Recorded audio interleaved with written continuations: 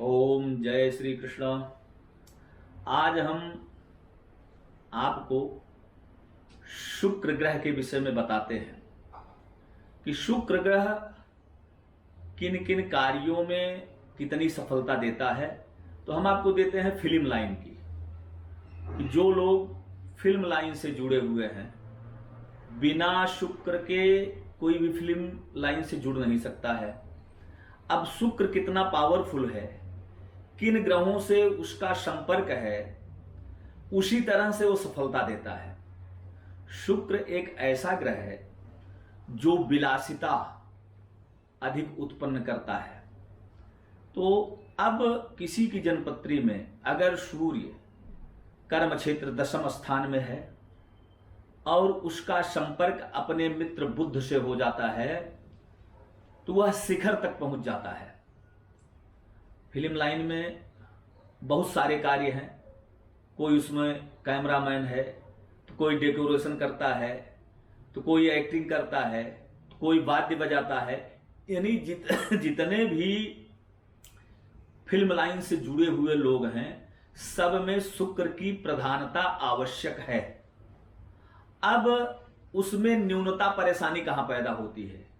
यदि शुक्र किसी पाप ग्रह के साथ युत हो गया या दृष्ट हो गया, तो जो भी इस लाइन से जुड़े हैं उनके कार्यों में अनेक प्रकार का व्यवधान होता है। व्यवधान किस तरह का होगा? जैसे कल उनका कार्य होने वाला है, आज शाम को कैंसिल हो गया।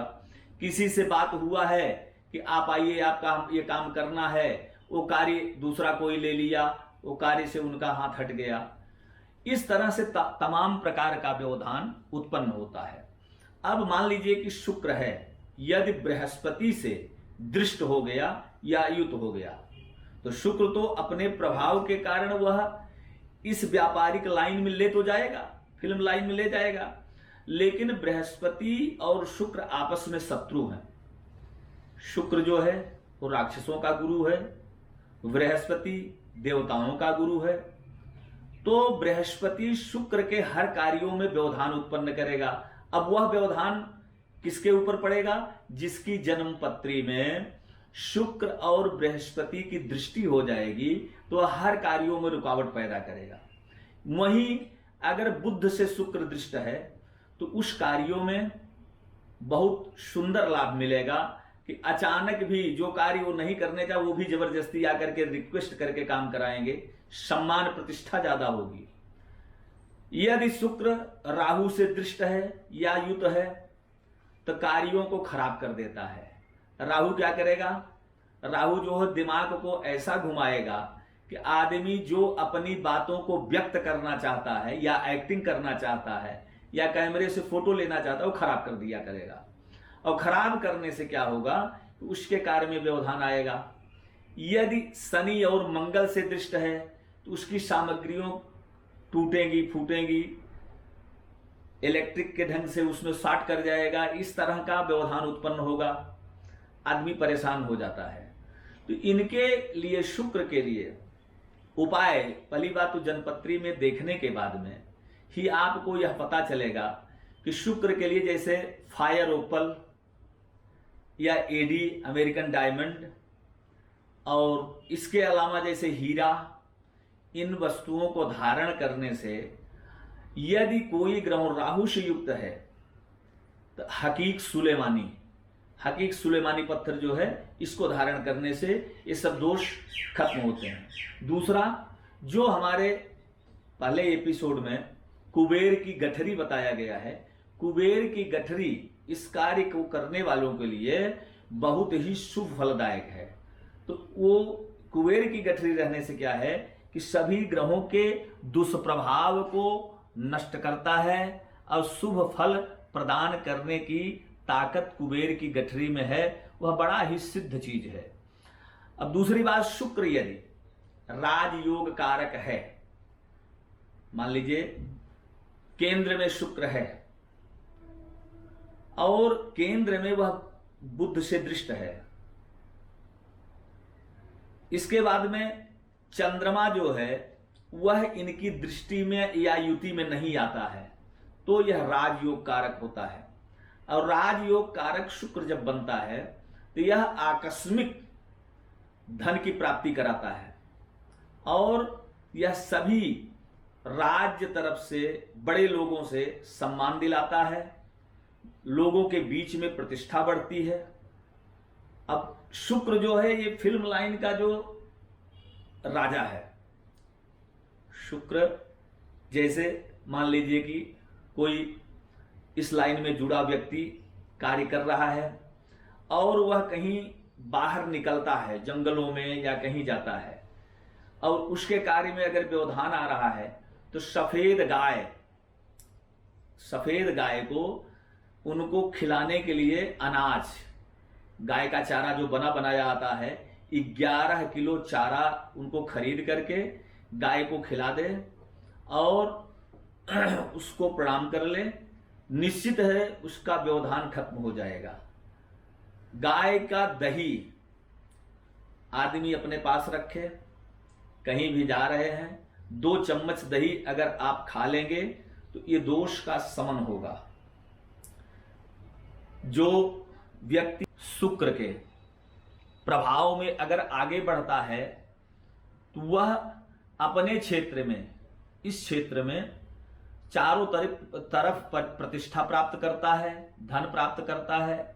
और यदि शुक्र नीचक ग्रह जैसे शनि और केतु से युत और दृष्ट हो जाता है तो बढ़े हुए कार्यों को नीचे गिराता है, यह आदमी कानूनी झंझटों में पड़ जाता है।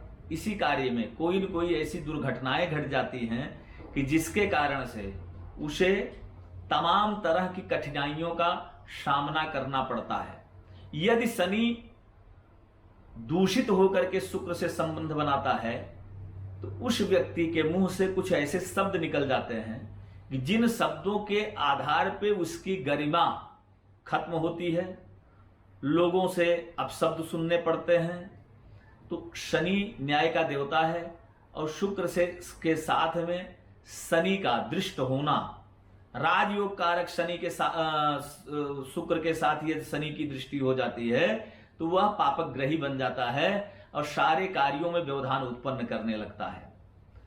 शुक्र जो है यह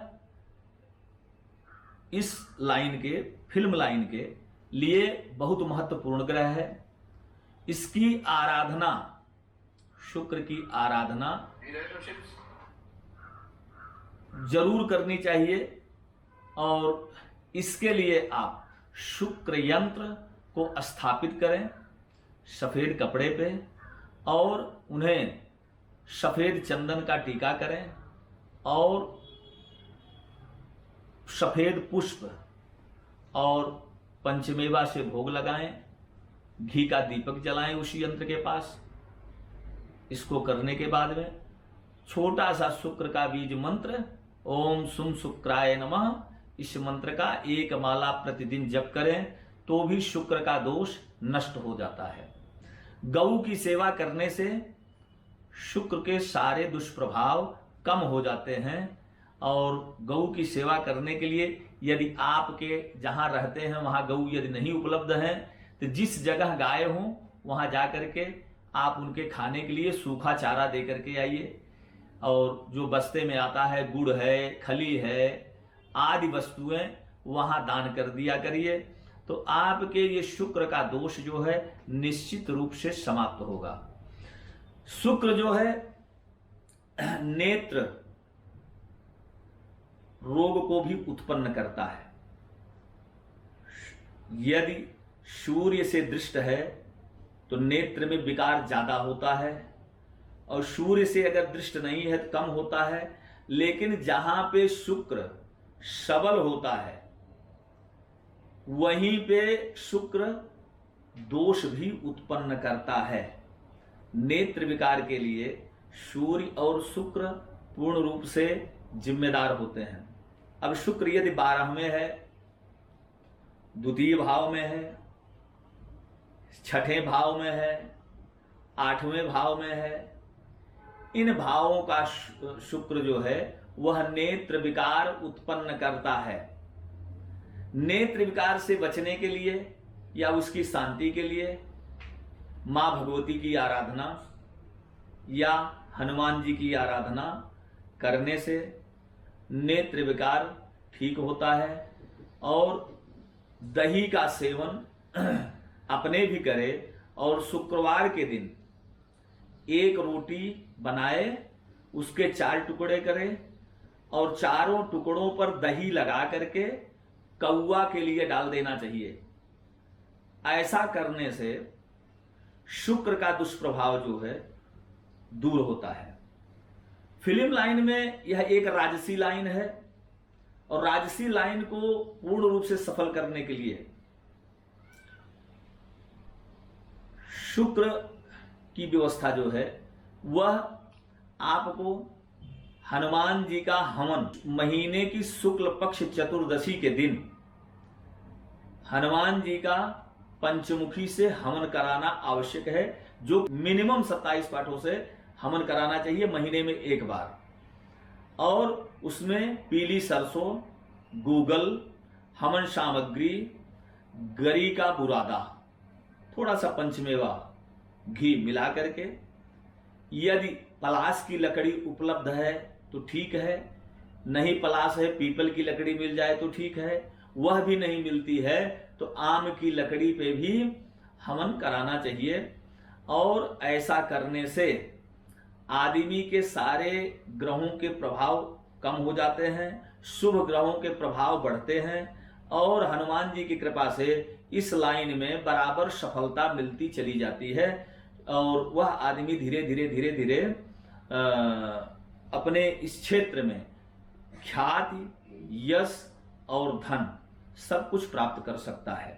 इसके बाद में यदि आपको कुछ जानकारी करना है, अपने जन्मपत्री के विषय में जानकारी करना है, तो नीचे दिए हुए फोन नंबर पे आप संपर्क कर सकते हैं। आपको जो भी निर्देश है वह दिया जाएगा। जय श्री कृष्ण।